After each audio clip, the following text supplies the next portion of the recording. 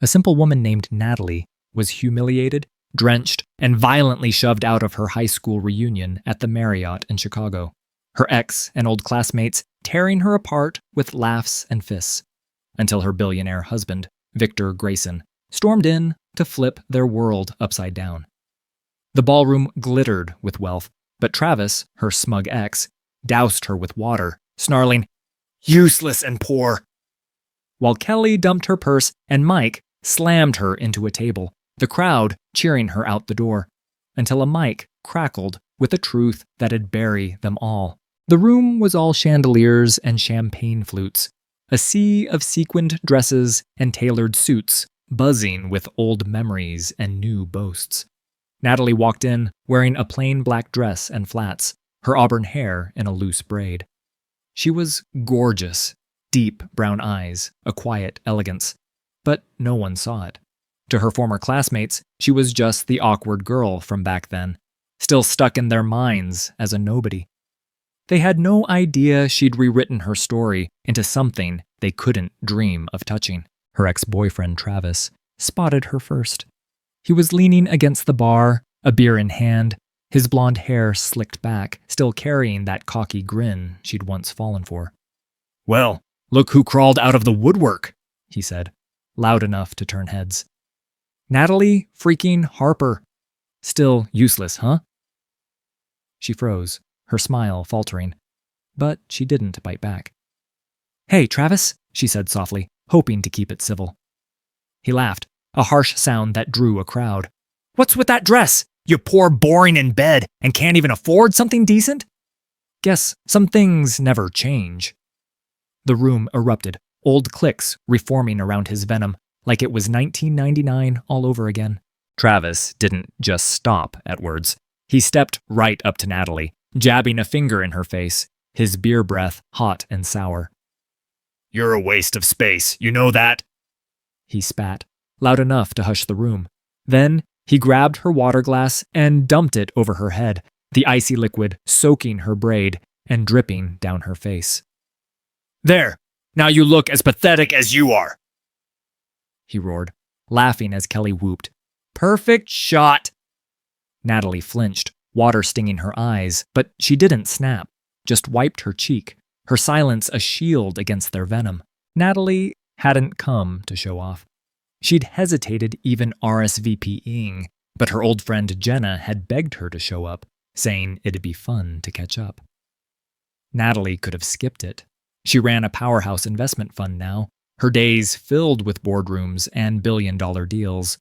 But she liked the idea of seeing familiar faces without the weight of her title.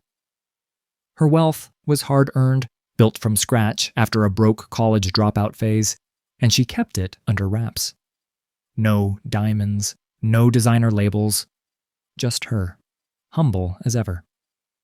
But the minute she stepped into the ballroom, the air shifted, and the past came roaring back to bite her. It didn't stop there. Kelly, the former cheer captain with a platinum bob and a tight red gown, sashayed over, smirking. "Oh, honey, did you borrow that from your mom's closet? This isn't a thrift store party." She flicked Natalie's braid, giggling as others joined in. "Seriously? Who let her in?" Brian, the jock-turned-car salesman, chimed in, his voice booming. "Bet she's still living in that dump trailer, probably here for the free food." Laughter rolled through the crowd, eyes glinting with cruel delight.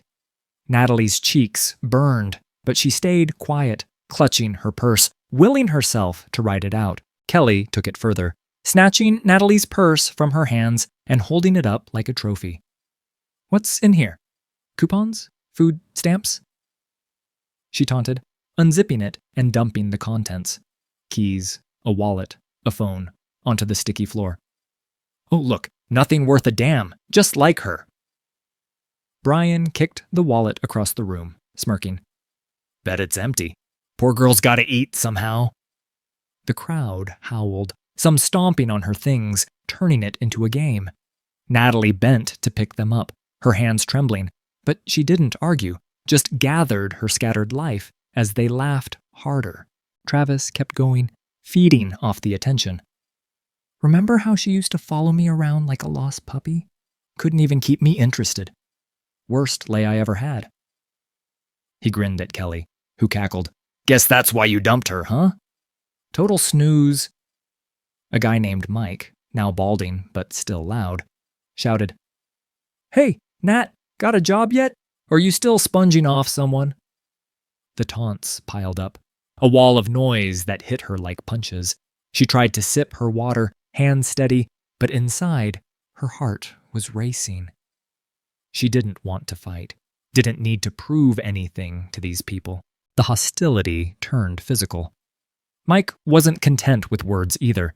He lumbered over, towering over Natalie, and shoved her hard into a table, her hip slamming against the edge with a thud. "Move it, deadweight!" he barked, his voice booming as the table wobbled, spilling drinks. "You're a freaking eyesore! Get lost!" Kelly clapped, shrieking, "Yeah, trash her out!" while Travis egged them on. "She's a stain on this reunion! Dump her!" Natalie steadied herself, pain shooting through her side. But she didn't cry out, just straightened up, her composure a quiet defiance they didn't deserve. Kelly accidentally bumped Natalie's arm, spilling her drink down her dress. "Oops, my bad. Looks better wet anyway," she said, laughing as the crowd cheered. Brian grabbed a napkin, tossing it at her face.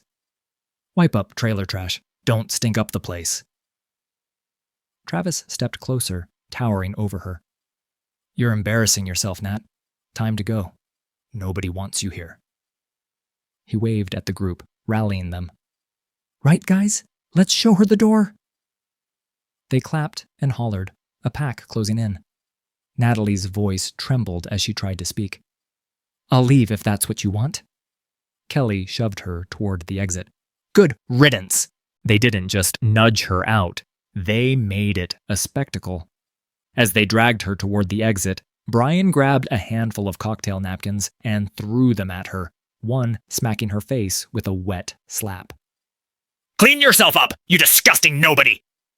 he yelled, while Travis snatched her braid, yanking it hard enough to make her gasp. "Out you go, loser! Don't come back crying!" he sneered, shoving her through the doors as Mike kicked at her flats, nearly tripping her. The crowd chanted, "Bye-bye, Nat!" filming the whole thing, their phones flashing like vultures circling a kill. Natalie stumbled into the hall, her scalp stinging, but she didn't turn back, just stood there, breathing as their jeers echoed. Mike grabbed her arm, dragging her past the dance floor, while Travis yelled, "See ya, loser!" The crowd parted, some filming on their phones, others chanting, "Out! Out!" until she stumbled into the hallway, the double doors slamming shut behind her.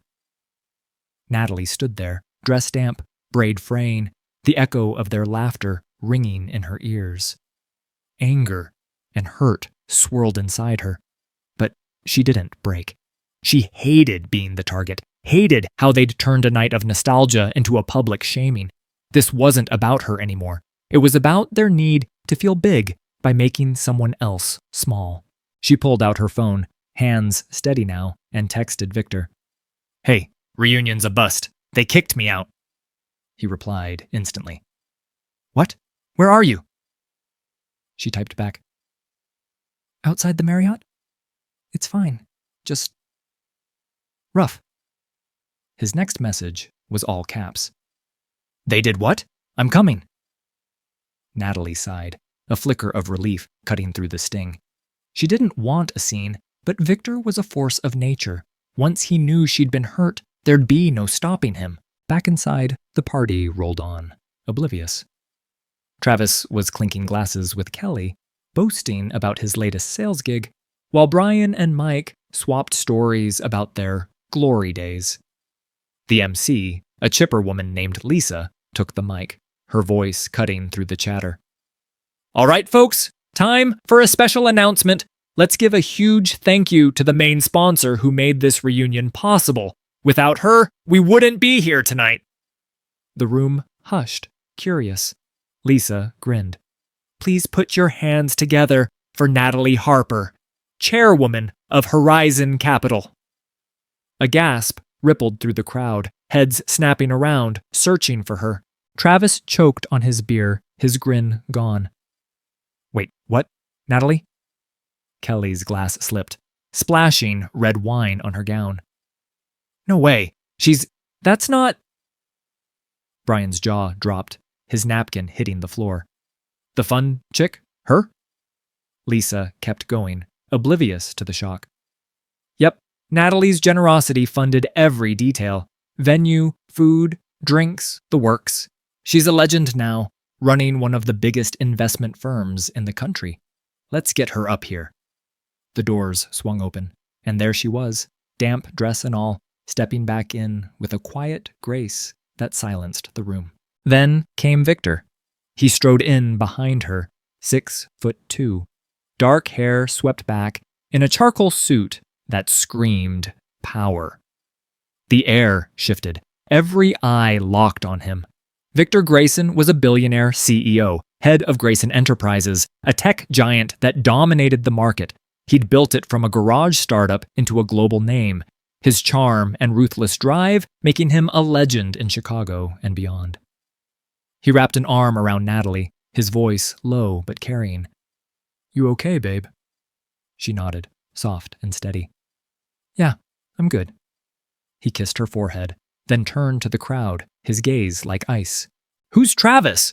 Victor asked, his tone sharp enough to cut glass. Travis stepped forward. Shaky. That's me. Hey, man." Victor didn't let him finish. "You called my wife useless, said she's poor, boring in bed, can't dress right?" Travis paled, stammering, "It was a joke. I didn't..."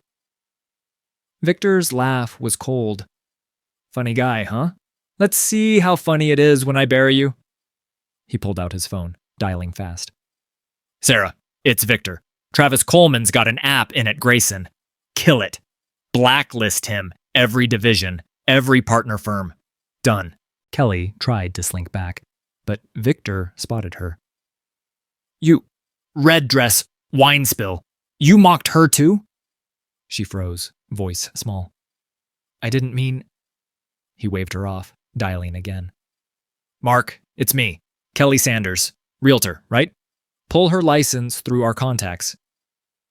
"She's finished." Brian and Mike shrank, but Victor wasn't done. "You too. Napkin guy and loudmouth. Job apps anywhere? Good luck. My network's closed to you, permanently." He hung up, pocketing the phone, his arm tightening around Natalie. "Anyone else want to test me?" The room was a graveyard. Faces pale, drinks forgotten. Travis tried again, desperate. "Nat, come on, we go way back." She met his eyes, calm and unyielding. "You don't get to call me that anymore." Victor smirked. "She's Mrs. Grayson now. Newlywed, my wife, and way out of your league." Lisa, the MC, stammered into the mic. Let's hear it for Natalie and Victor." A weak clap sputtered out, drowned by the tension. Victor leaned into Natalie, voice soft. "Why didn't you tell me they were this bad?" She shrugged, a faint smile tugging her lips. "Didn't want the drama. Thought I could handle it." He shook his head, proud and pissed. "You're too damn nice. They don't deserve you." He faced the crowd again, louder. "This reunion? Her money, her kindness.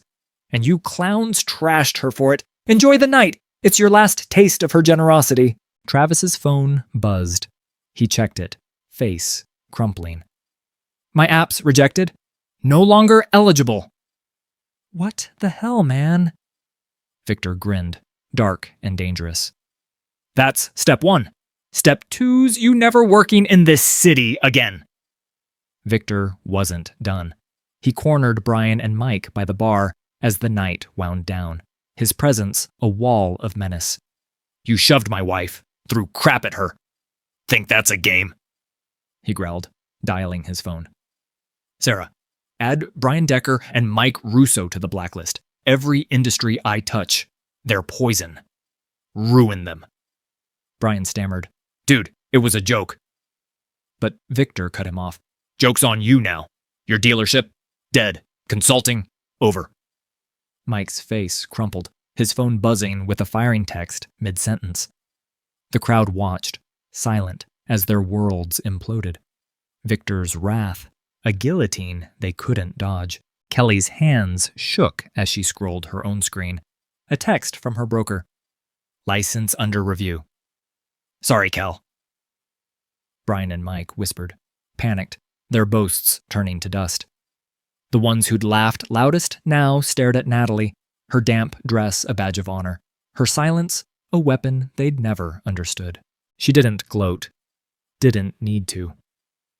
Natalie took Victor's hand, letting him lead her to the stage. Lisa handed her the mic, nervous.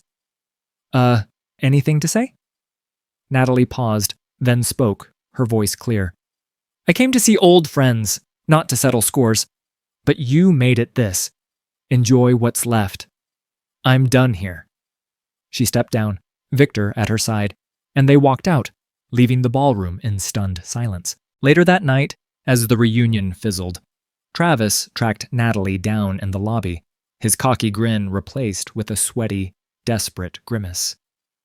Nat, please! I didn't know you were loaded! I need that job at Grayson! I'm drowning in debt!